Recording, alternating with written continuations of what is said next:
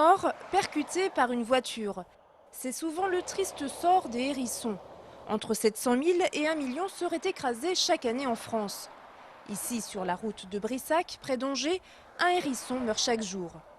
Un vrai fléau pour Hélène de Romans. Elle est membre du Sanctuaire des hérissons, une association qui se bat pour la sauvegarde de l'espèce. Tuer un hérisson, c'est une catastrophe pour l'espèce, parce que l'espèce est en voie d'extinction. Elle n'est pas en voie de disparition, elle est en voie d'extinction. Une femelle ne peut avoir des petits qu'à 2 ans, et que dans la mesure où l'espérance de vie est de 18 mois, la plupart des hérissons se font tuer avant même d'avoir réussi à reproduire.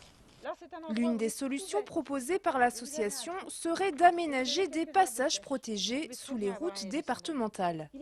Je pense que ce qui serait intéressant, c'est qu'on aménage les bas-côtés de manière à ce que les hérissons aient de la difficulté à monter le bas-côté du côté de la route et soient obligés de longer les talus jusqu'à ce qu'ils trouvent une buse qui leur permette de traverser.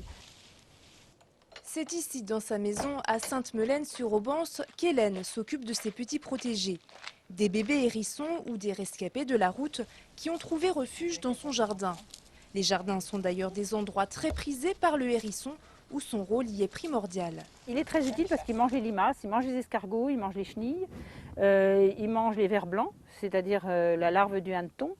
Il mange tout un tas d'animaux qu'on essaie de détruire par ailleurs. Donc qu'on le laisse faire, il le fera à son rythme, il le fera très bien.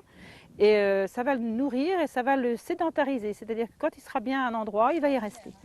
Si vous trouvez un hérisson blessé, contactez un vétérinaire ou rendez-vous sur le site du Sanctuaire des hérissons.